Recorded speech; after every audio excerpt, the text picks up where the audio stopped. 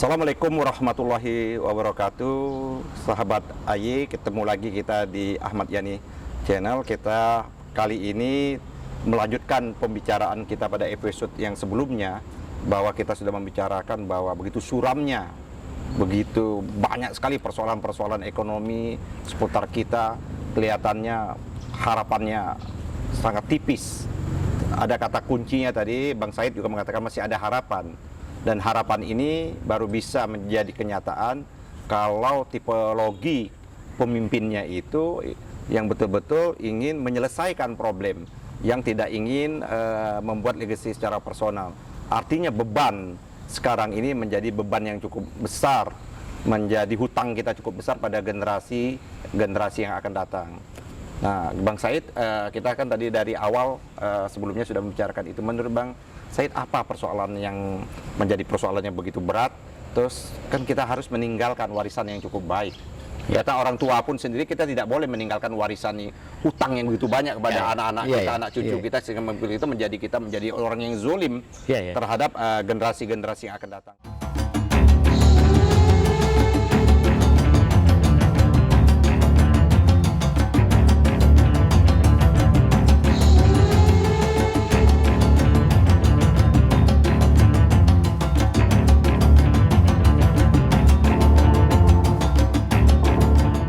Menurut Bang Said, apa yang kira-kira harapan terus kita tidak menimbulkan beban atau legasi yang cukup baik nih pada generasi anak cucu kita yang akan datang itu? Di utang tadi kan begitu luar biasa. Di akhir Bang Said akan mencapai angka 10.000 tadi seperti itu. Saya begini, hampir semua pemimpin kalau udah sampai presiden itu yang mau ditinggalkan adalah legacy, warisan baik yang diinikan. Kita ingat mulai Bung Karno meninggalkan legacy nasionalisme, itu kebangsaan dan nasionalisme. Pak Harto meninggalkan tentang ekonomi, pertumbuhan. Kemudian Pak Habibie meninggalkan tentang demokrasi, ya kan Pak? Dan keakraban sebagai warga negara. Ya, itu yang ditinggalkan legasi dan mematikan legasi pribadinya dia untuk industri strategis, industri pesawat dan lain-lain. Kemudian Gus Dur itu meninggalkan legasi pluralisme, gitu kan. Nah, saya nggak tahu sepertinya awalnya Pak Jokowi merancang legasinya adalah infrastruktur, legasinya. Awalnya jalan tol terutama. Jalan tol, laut. Tol. Nah, tapi saya kalau tidak ada ini, maka saya memperkirakan pemerintah sekarang meninggalkan 10 warisan yang akan menjadi beban, menjadi agenda siapapun ke belakangnya. Pertama adalah beban utang yang makin besar, yang saya sudah katakan tadi, menerima utang 2.000 triliun dan mungkin kalau sampai 2024 itu menjadi 10.000 triliun utang pemerintah. Yang kedua, infrastruktur yang tidak ekonomis itu akan mangkrak. Kita sudah melihat kereta api LRT Palembang, bandara di mana-mana mangkrak. Beban betul. Nah, kemudian LRT Jakarta itu akan ketinggalkan semua, kereta api cepat Bandung, jalan tol itu akan mangkrak semua, pelabuhan akan mangkrak karena tidak ekonomis.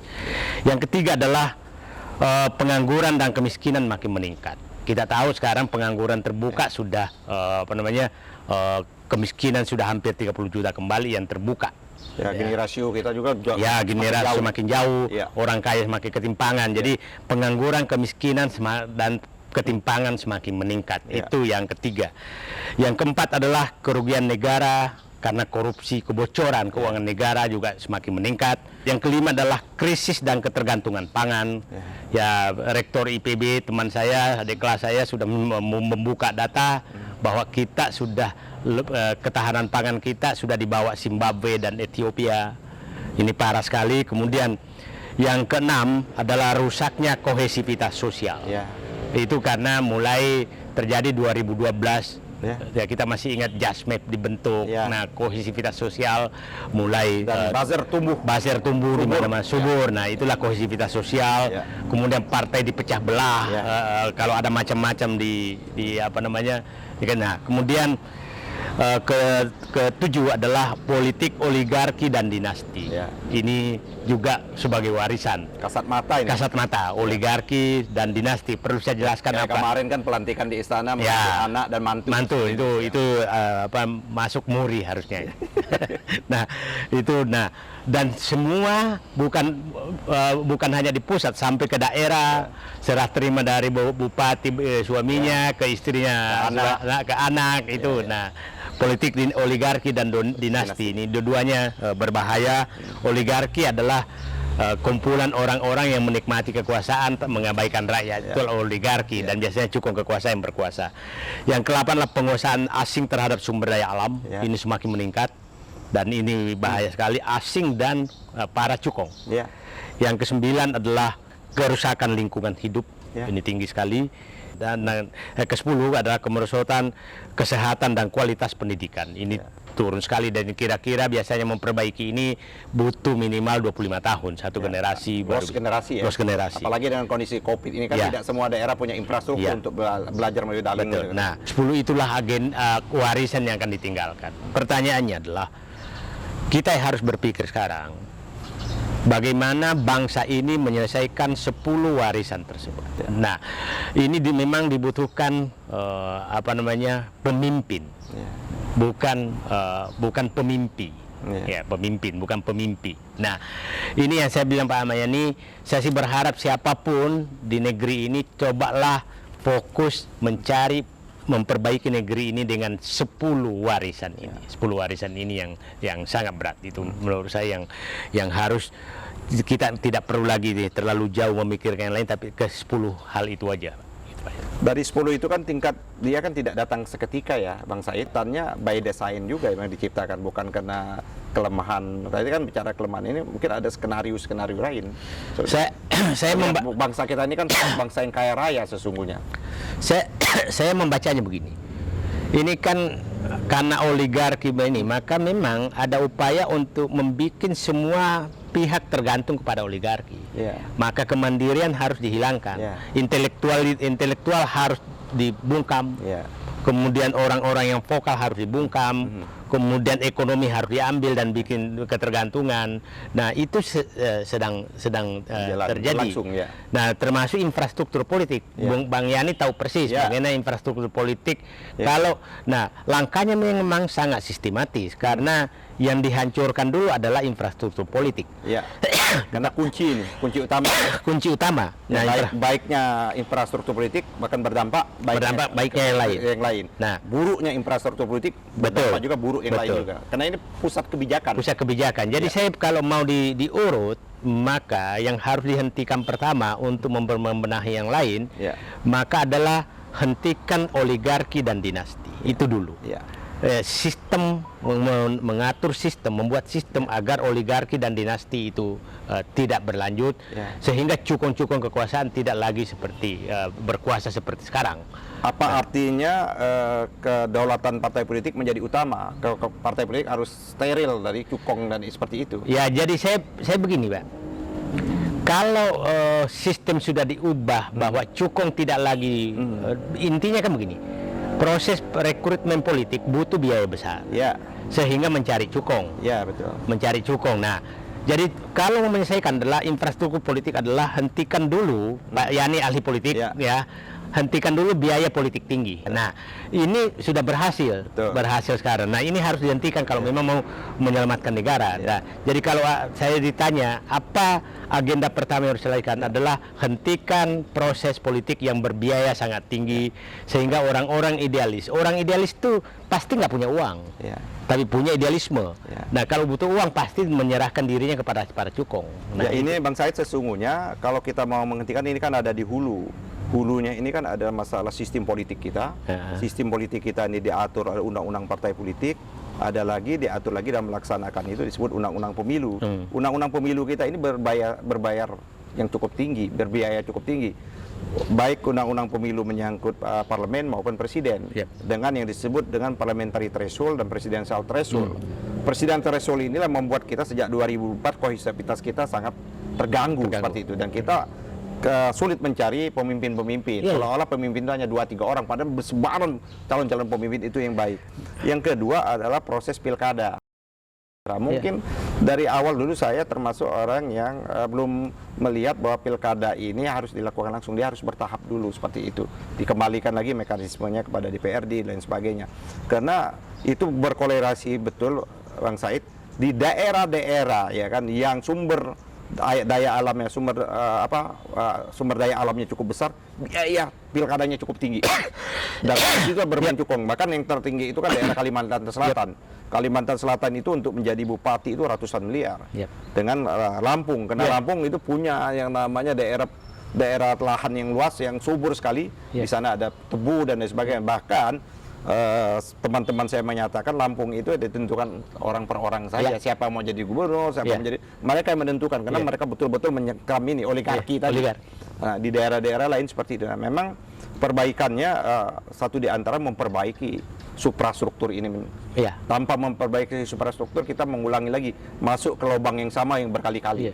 Jadi saya menyatakan, tunjukkan saya bukti ada bupati atau gubernur terpilih di daerah Kalimantan yang bukan disponsori oleh cukong pertambangan, cukong perkebunan. Betul. Di perkotaan itu pasti adalah cukong reklamasi. Itu biasanya pengembang itu pengembang itu yang bermain mereka. Yang bermain. Nah, jadi memang terpenjara betul. Nah, disitulah menjadikan semua biaya tinggi. Jadi hulunya ya tadi biaya tinggi harus dihentikan. Saya sih hanya menyatakan mudah-mudahan adik-adik mahasiswa mendengarkan 10 tadi. 10 warisan tadi. Nah, kita ini sudah selesai. Anda yang menikmati nanti, menderitanya di Anda. Tapi sekarang saya paham juga, mahasiswa ini ada juga yang banyak yang sudah gajian, tanda kutip, gitu kan, gajian untuk dibungkam, dipelihara. Nah, saya masih ingat betul, yang nggak usah sebutin namanya. Ingatkan dulu ada mahasiswa UGM yang ini sekali di ILC. Iya, betul. Bahasanya oke. Iya, betul. Kita telusuri hilang, ternyata sedang dipelihara. Gitu. Jadi, nah, atau dibina. Sedang dibina gitu. Nah, ini nah, kalau dulu ingat kan Pak Harto tuh kayak Risa Ramli, Hamid, beberapa orang itu yang vokal, itu malah dikasih beasiswa, tidak dihalangi cari beasiswa, dan bukan dari negara. Dia tidak dimatikan. Disuruh dia sekolah. Syahrir, Risa Ramli, suruh kita nikmati sekarang. Kita nikmati sekarang, gitu. Kampus juga seperti itu. Kampus seperti kan itu. Sekarang ini kan kampus itu untuk jadi pemilihan rektor kan ada put yang oleh kementerian. 35%. Jadi mereka sudah tidak lagi mandiri. Dan kita makanya lihat narasi yang dikemukakan oleh pihak kampus itu kan nggak masuk akal. Bagaimana ada kampus berteriak adalah intoleran dan lain sebagainya di kampus seperti itu kan. Padahal kampus itu pusat tempat peradaban dan perbedaan pemikiran. Jadi saya pikir memang adalah yang problem besar ini karena pintu untuk berpendapat, pintu untuk memberikan sumbang kepada negara ditutup. Pokoknya tugas kamu hanya mendukung pemerintah, dan itu mohon maaf aja, ini negara yang menolakkan itu hanyalah negara komunis. Negara komunis yang betul-betul komunis. Kalau Rusia nggak apa-apa tuh biasa aja, walaupun negara komunis gitu. Yang tinggal Cina yang begitu. Beda, selesai. Korea Utara dan Cina, dua itu aja yang berbeda. Pak Ahmad Yani tadi menyatakan itu adalah akumulasi dari sebelumnya. Ya betul. Tapi akumulasi sebelumnya, saya kasih contoh, umpamanya utang. Betul bahwa utang dulu tuh 7 presiden hanya mewariskan 2.400 triliun. Sekarang dia akan sudah 6.000 triliun lebih dalam waktu 6 tahun. Itu dibikin 73 tahun hanya 2.400 triliun. Tadi saya katakan akumulasi itu mulai dari 2014. Oke, 2014. Kenaikannya cukup signifikan itu. Sangat signifikan. Nah, kalau sampai 1.000 berarti 500%. Nah, kalau 10.000 triliun 500%. Berarti dia 50% per tahun naiknya, utangnya. Sementara pendapatan turun terus. Dulu kita masih punya sumber daya alam. minyak masih berlebih, sekarang sudah impor. Batu bara dulu masih banyak, sekarang udah masih makin berkurang. Tapi tetap dikuasai oleh para oligarki dengan Nah. undang-undang Minerba ini kan. Ya, nah, maksud saya, secara ekonomi masih ada dalam bumi Indonesia, Masih, bukan. Nah, ya. tapi jumlahnya semakin kecil, Ya. gitu kan? Hutan udah habis, lahan-lahan perkebunan sudah habis. Ya. Nah, itu dan sudah terjadi monopoli yang besar-besaran. Ini dibutuhkan pemimpin yang sangat berani, bersih, mau dan berani membersihkan. Ya. Jadi bukan hanya bersih. Nah, saya cerita begini. Ada orang menyatakan pemimpin kita ini bersih kok, oke? Saya bilang dulu di kampung saya ada saudara saya koordinator pencuri sapi. Ya. Koordinator pencuri sapi itu kerjanya nyumbang kemana-mana. Nyumbang Robin kemana. Hood dia. Ya, Robin Hood.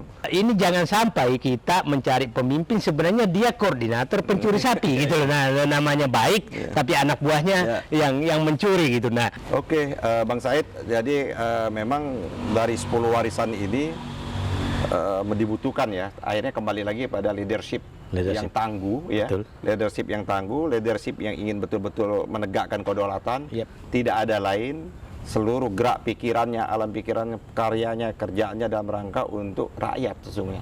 Dia tidak hanya memikirkan kepentingan diri dan keluarganya. Seperti itu. Pak Yani paham betul politik. Ya. Saya paham birokrasi dan korporasi dan ini dan ekonomi. Dan saya ingin mengatakan bahwa ekonomi, korporasi, BUMN tidak ada harapan apabila oligarki makin berkuasa. Oligarki hanya bisa diselesaikan apabila terjadi biaya politik rendah dan kebebasan. Bagaimana menciptakan itu? Kalau saya ditanya, saya bukan ahli politik, udahlah. Nyatakan dulu bahwa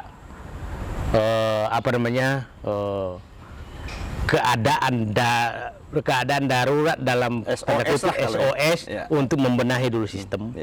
Mungkin 1 tahun, rubah semua undang-undang, kembalikan prinsip benar-benar Pancasila, musyawarah mufakat. Kepala negara yang membungkam rakyatnya itu adalah negara yang ekonomi negara dikendalikan negara. Ini bukan dikendalikan oleh cukong. Jadi ekonomi dibawa kapitalis, politiknya dibawa politik terpimpin. Itu kalau politiknya terpimpin, ekonominya terpimpin juga dong. Nah, seperti contoh umpamanya, politik Indonesia itu, Malaysia itu kan politik terpimpin. Ya kan Pak, terpimpin kan, pribumi sekian, ekonominya juga ekonomi terpimpin.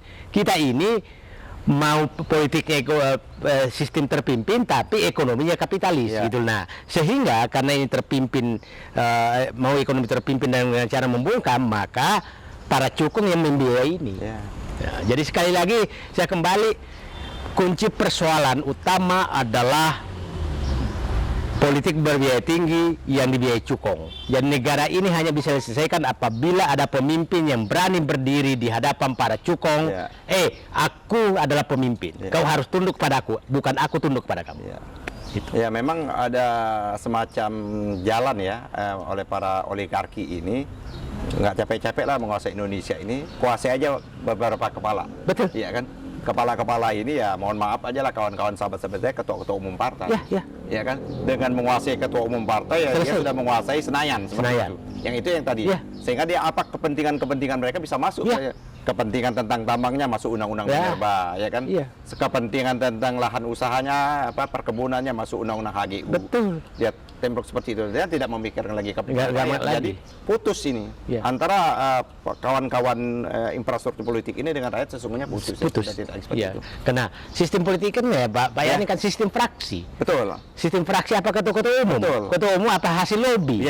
Jadi akhirnya kan Indonesia yang hampir berapa ratus juta, 200 juta lebih ini ditentukan oleh 10 orang. 10 orang bisa dicut-cutkan lagi itu. Nanti partai-partai yang mana saja itu akhirnya 3 atau 4 orang. 3-4 orang itu aja. Itu yang menentukan negara ini. Dari tahun ke tahun seperti itu. Dari pilpres ke pilpres, dari pilkada ke pilkada.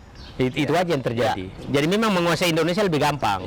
Lebih gampang. Jadi saya saran saya sih, kalau bagi anak kita ya udahlah, ini harus hentikan. Itu kira-kira Pak Yani. Jadi agenda kita berat sekali. Saya berharap lewat 10 warisan berat saya berharap lewat channel Bang Yani ini ini masyarakat paham bahwa ada 10 warisan, Ya. dan itulah yang kita bahas semuanya, yang baik di pemerintahan, kita bahas bagaimana solusi 10 warisan ini. Oke, sahabat AY, kita cukup lama bincang-bincang, tapi ada persoalan yang mendasar yang mungkin tidak bisa kita selesaikan dengan bincang-bincang ini, karena ini masalahnya yang paling mendasar di Republik tadi, masalah 10 pokok persoalan. Bang Said menyatakan 10 warisan yang akan menjadi beban generasi-generasi yang akan datang.